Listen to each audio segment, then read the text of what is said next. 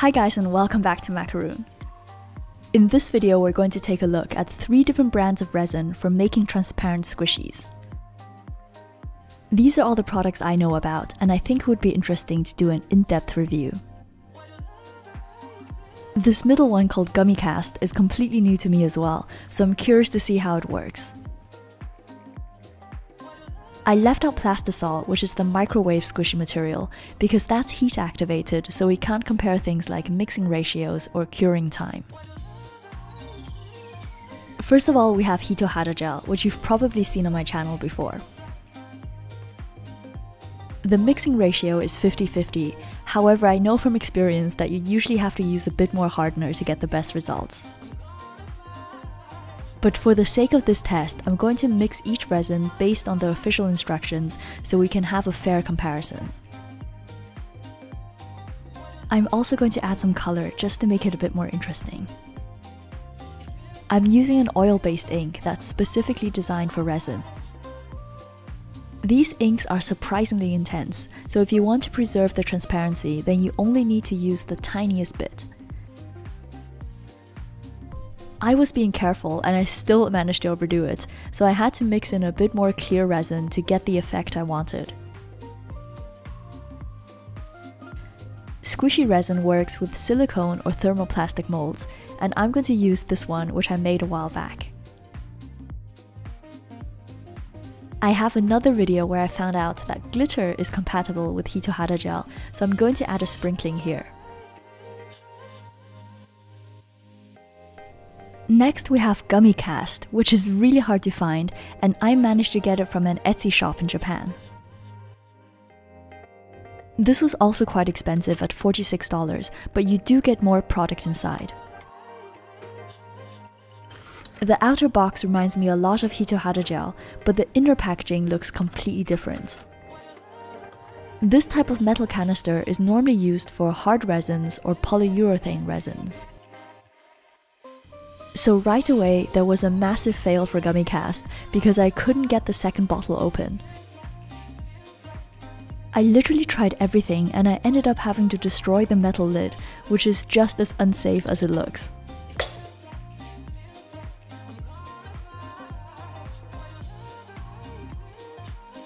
After mixing the resin, I noticed that it was turning slightly translucent and feels warm to touch.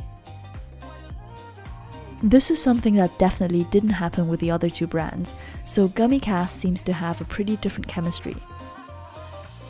Since this was my first time using the product, I didn't want to risk using pigments, and I'm just going to pour the plain mixture into the mold. Last but not least, we have Squishy Gel by Sophie and Toffee. This only costs $11, making it the most affordable option. A small detail I love about Squishy Gel is the applicator nozzle, which makes it very easy to measure out the product. Squishy Gel's ratio is also 50-50 and it's slightly thicker than Hitohada Gel. I decided to make a greeny blue color using the same oil-based ink. I also want to try these multi-chrome flakes, and this color seems to fit perfectly. This is actually eyeshadow, and I stumbled across this amazing niche on Instagram for indie makeup pigments. Many of these look stunning, and they're great for DIY projects as well. I still have some leftover resin from all 3 brands, so I'm going to fill up the silicone mold. This is going to be completely freestyle, and I'm just putting in whatever I can find.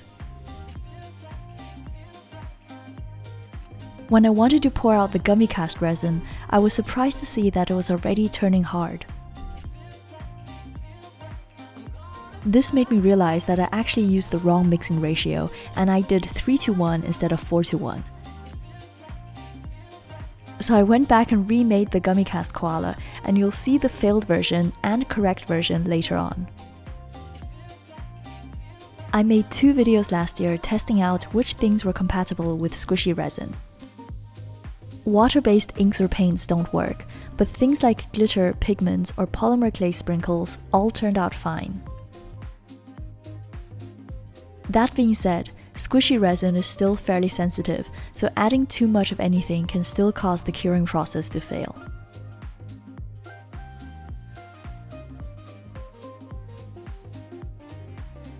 It's worth mentioning that all 3 brands of squishy resin don't have any smell, which I think is great.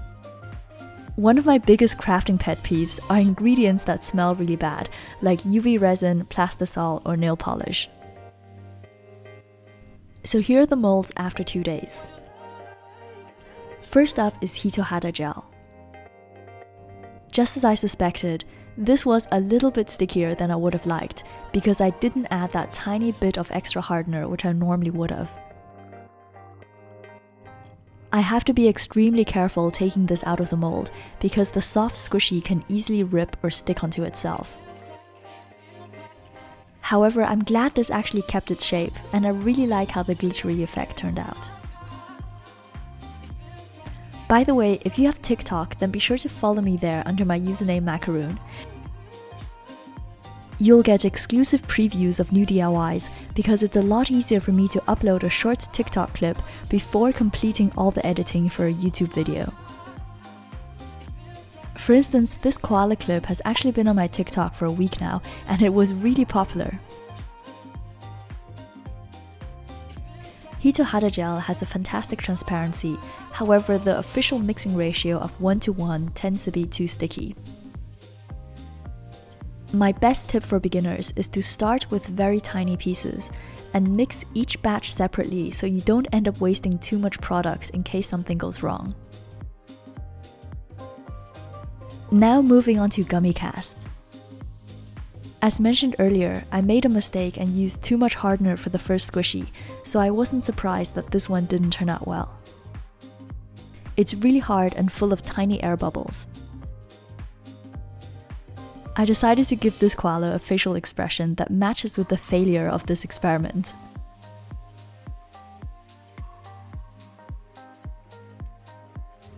So then I made 2 more batches of Gummy Cast using the correct mixing ratio. To my disappointment, these weren't actually that different to the first one. The resin wasn't squishy at all, and it didn't look transparent either. If you squeeze it really hard, then you can feel a bit of softness, but this texture reminds me more of silicone or rubber. Here are all 3 in comparison, and even though the correct version doesn't have any air bubbles, I think Gummy Cast is definitely not suitable for making mochi squishies. And now let's check out our multi-chrome teal koala. Sophie and Toffee's product has quickly become my favorite for making all types of mochi squishies because it's really foolproof. The texture is super soft but not sticky. This one looks beautiful combined with the multi-chrome glitter.